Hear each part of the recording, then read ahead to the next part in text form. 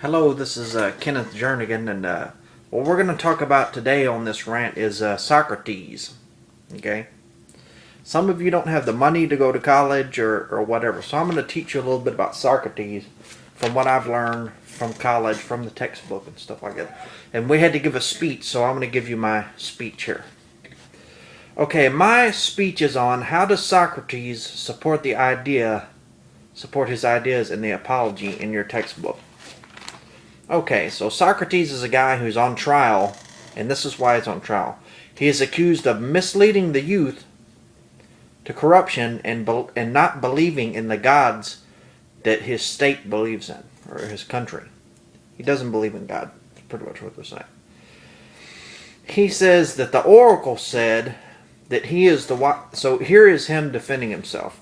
He says, the oracle said that I am the wisest man of all living today.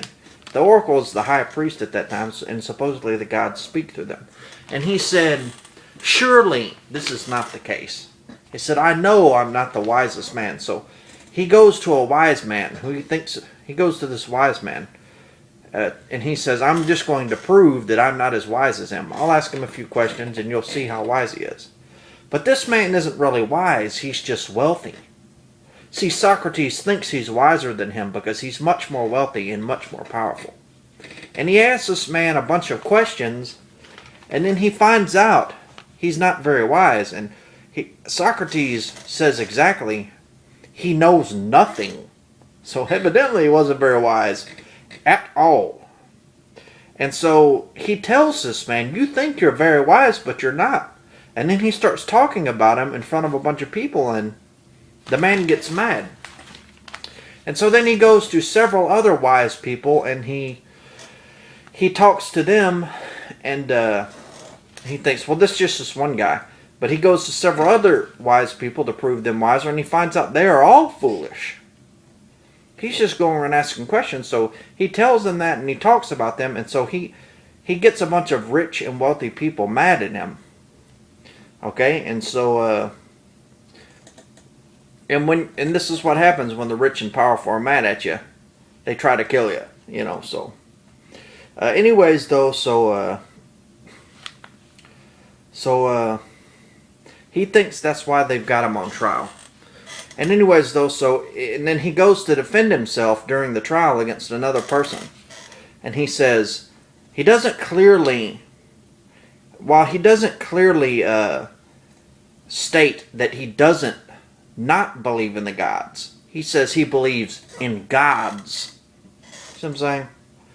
And so, but he says, how can you say I don't believe in the gods? He says, can you believe in horsemanship and not believe in horses? And he says several other things like that. Like, can you believe in teaching and not teachers? Can you believe in craftsmanship and not believe in the craftsman? And he says, because he said he believes in divine things, how can you say I believe in divinity, but don't believe in the gods? So that was his defense about not believing in the gods. And then he says, and as far as misleading the youth, if I did so, it was unintentionally. Why are you holding me here trying to kill me when if someone does something unintentionally, you should take them aside and correct them? Instead, you're holding me here trying to kill me as if I did it intentionally. And so the trial ensues. And he also says during the trial, he says, he stays true to his philosophy. He says he rejects all of the popular things that people go for. Wealth, riches, power, and all that stuff. And a bunch of horses and a bunch of men. He said he just goes for virtue, he says. And that got me thinking, most people are average. So if you are smarter than average, then most people aren't going to agree with you because you're going to say things that they know nothing about. So I thought that was profound. And he says, and so anyway, so he goes on to say, and honestly, he says, I would rather, he says, he would rather search for virtue rather than being popular. And if he can't, he would rather die. And then he goes, so then he's sentenced to die. They vote on him to die. It's a close vote. And he says, in his final statements, he says, "It is much easier and more honorable not to suppress others, but to make yourself as good as you can." And today, we have all these people saying you shouldn't do this. We have the Democrats. We have the Republicans. If you're a member of one of those parties, you say, these people shouldn't do this. And those people over there shouldn't do that. And those people, we should punish those people like that. And those people shouldn't believe that way. He says, to who with all that? Forget about all that. He says, quit worrying about other people and worry about making yourself a better person. See, that's what these people are doing. They're worried about what Socrates says. They're so fixed on what he's saying that they can't escape from it. They can't worry about what they're saying. And then he goes on in his final statements. He says he has one final request. He says, to punish his sons if they care for riches more than virtue. So that's what he's mainly about. When you piss the rich and powerful off, well, that might happen to you. And so he says in his final statement, it's a famous statement, he says, but now the time has come, and we must go away, I to die and you to live. Whether life or death is better is known to God and God only. And then he was dragged to a cell and forced to drink poison and die.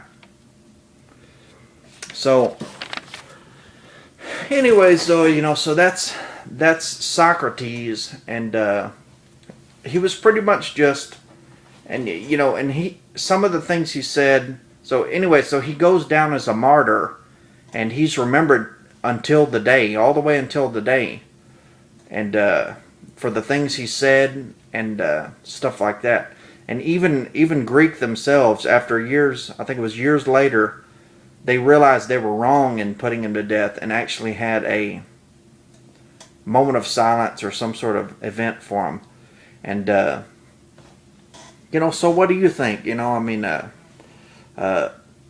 Socrates was famed as saying, the unexamined life is not worth living.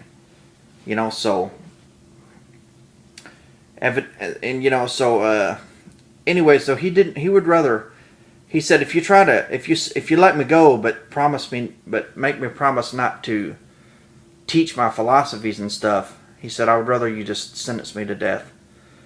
And so anyways though, so I just want to say that, so just because a lot of people are against what you say doesn't mean you're not right. Because if you're smarter than average, then you're in the 1 percentile, the 20 percentile. And everyone else is the 80 percentile. So you have more people against you than for you. See what I'm saying? So don't really worry about that. Just seek the truth. And if you think something's the truth, stick to it, irregardless of the consequences. That's what Socrates did. Alright, so there we go. Thank you.